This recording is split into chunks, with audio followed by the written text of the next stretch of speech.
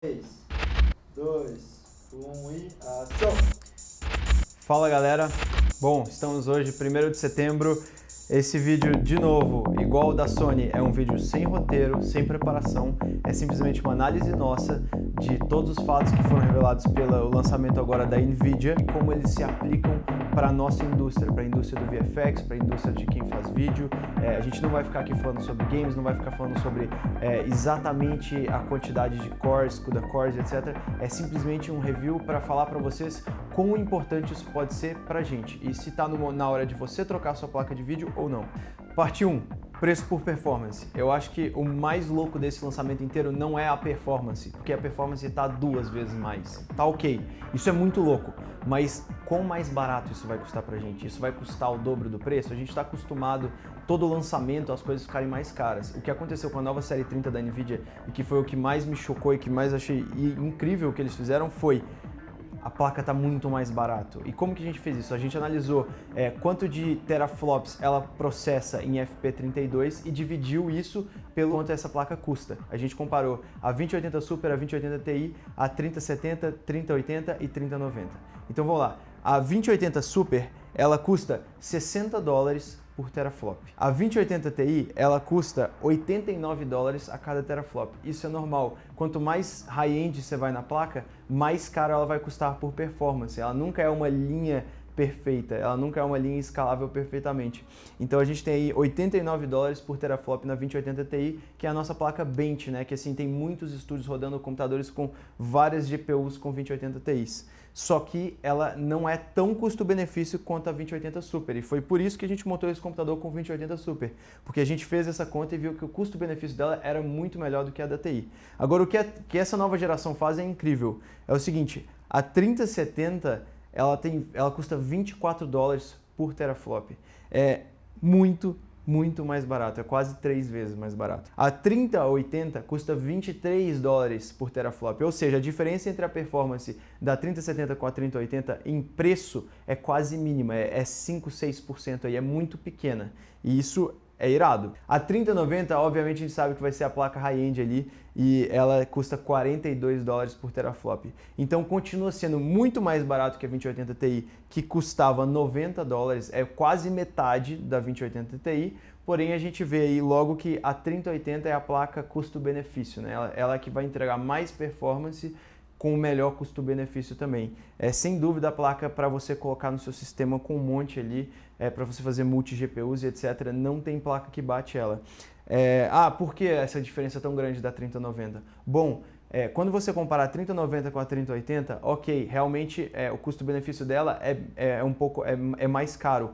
Porém, se você compara a 3090 com uma Titan RTX, ela é metade do preço de uma Titan RTX. Então isso é normal. A Nvidia sempre tem aquela placa que ela fala, essa placa que é a melhor que existe, tipo, no compromises, sabe? Tipo, ela vai ter tudo, ela vai ter 24 GB de DDR6X. Você tem um preço por isso. Então, assim, a 3090 é uma placa que faz completo sentido. No fim das contas, vamos pegar a 3080 aqui como base. Resumindo tudo, a 2080 Super é 2,6 vezes mais cara do que a 3080. A 2080 Ti é 3,8 vezes mais caro do que a 3080, ou seja, é quase 4 vezes mais caro na performance, tá? Não é no valor. Se vocês forem lá ver no valor, é muito parecido. A questão é quanto de performance ela entrega por quanto ela custa. A 3070 é praticamente igual, é só 5% mais caro, então esse ganho eu acho que nem leva em consideração, sabe, entre 3070 e 3080. Já a 3090, ela é 45%, a 3080 é 45% mais barato do que a 3090.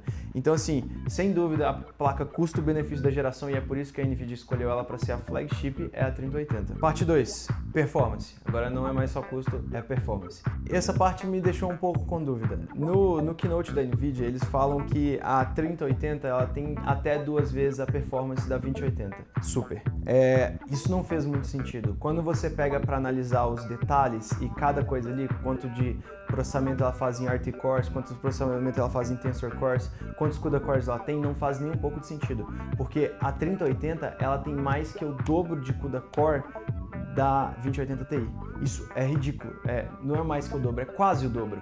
Então assim, a Nvidia ela pegou essas placas e tipo, a 3070 tem mais CUDA Core que a 2080 Ti. E aí a 3080 tem quase o dobro. A 3090 tem muito mais que o dobro da 2080 Ti.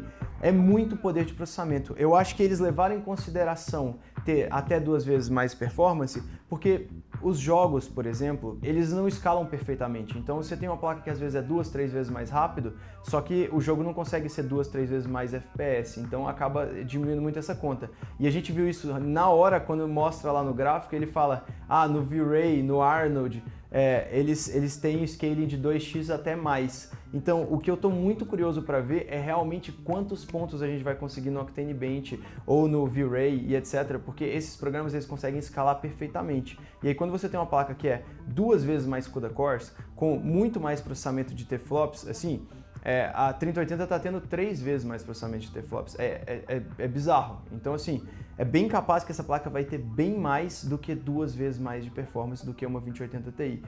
E a gente não está falando da 3090, a gente está falando da 3080.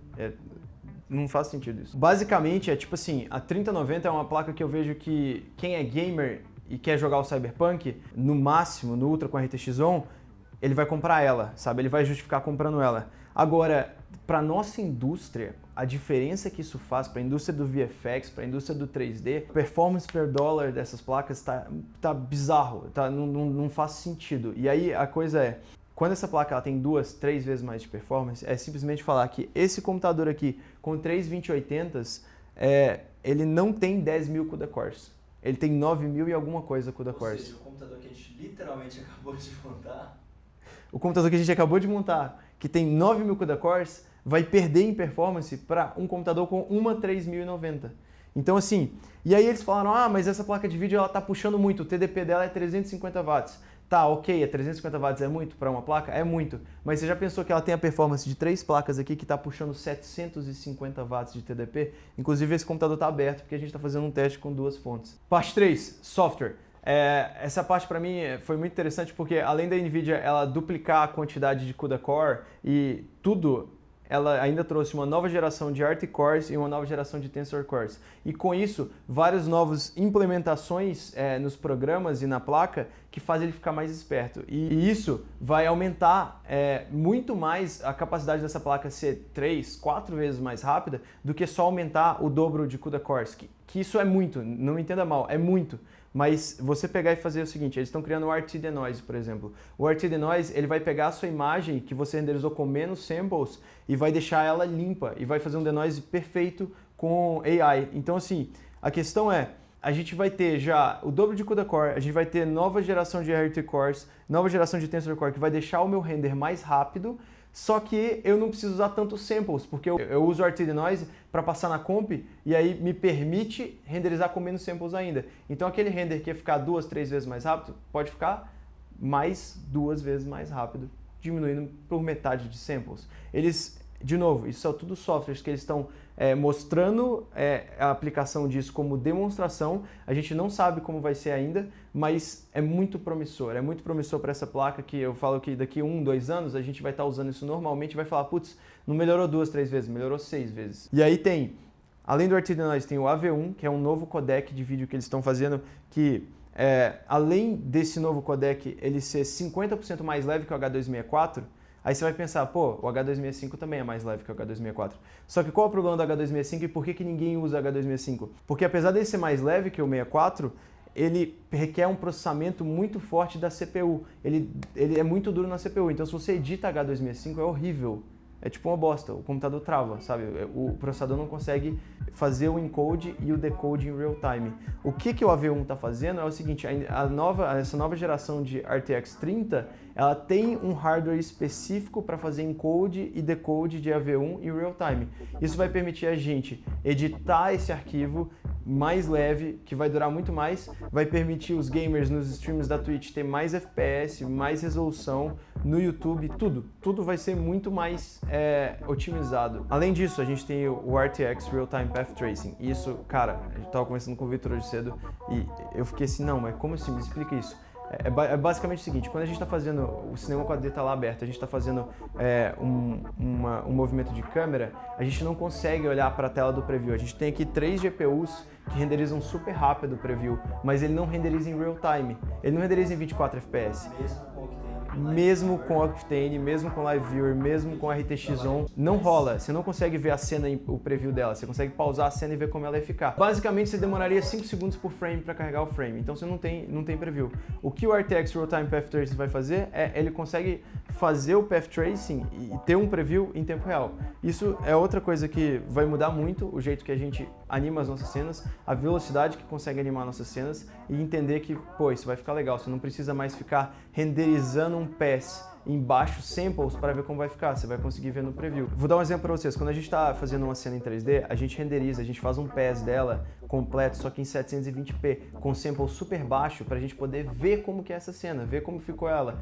E aí a gente processa ela. Isso a gente demora 1h30 que a gente perde de trabalho só para ver como essa cena ia ficar. O que eles estão lançando é o RTX Real-Time Path Tracing, que vai simplesmente renderizar isso em tempo real. Ele vai conseguir dar play no preview e como se eu estivesse lá no Resolve vendo o meu vídeo, eu vou dar play e vou ver ele em alta resolução. Isso sem dúvida vai aumentar muito a velocidade que as pessoas trabalham com VFX, com composição de uma cena no cinema 4D, no Maya, no que seja, em qualquer software de VFX. E aí vem ao último ponto deles, que é o DLSS 2.0, que é uma tecnologia que usa AI e faz upscale da imagem. Eles estão fazendo um advertising do DLSS muito para jogos. Cara, é animal o que ele está fazendo nos jogos, mas imagina só você conseguir fazer o DLSS, ele conseguir ser usado para VFX, que é uma coisa que, sem dúvida, daqui a pouquinho a NVIDIA vai lançar uma atualização e vai falar, o DLSS 2.1, que agora funciona no software de VFX. Então a gente vai poder fazer um render de uma imagem, em vez de você fazer um render em 4K, você faz ele em 1080, aí você passa o DLSS para fazer o upscale para 4K. Então é o que eu estou falando que é o bizarro de tudo isso, que é o que eu não estou conseguindo até agora processar e falar assim, cara, que louco. Além de você ter o Raw Power vezes 2 vezes, que é os CUDA Cores lá vezes 2, a gente tem esses tanto de software, esse tanto de improvements que a NVIDIA está fazendo em OS, que no final vai fazer muito mais do que vezes 2, pode ser vezes 3, vezes 4, vezes 5. O motivo desse vídeo e que a gente ficou muito feliz é que é o seguinte, se você pega a indústria de PC, sabe, você pega a briga entre Intel e AMD nos processadores, a Intel ela ganhava tantos anos que ela parou de lançar tecnologias inovadoras, e isso é muito ruim. Isso é muito paia com o consumidor. Quem perde com não ter briga somos nós, os consumidores.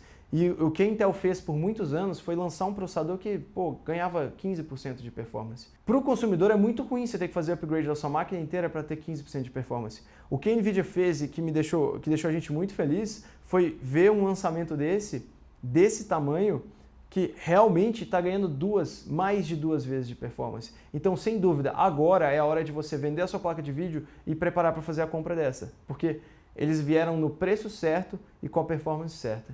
Sem dúvida, a gente está muito ansioso para chegar às nossas da série 30, porque imagina ela aqui assim, ó, uma 3090 aqui, ó, que aí vale o mesmo tanto que essas 2080s. Aí, tipo, a gente tem o dobro de performance.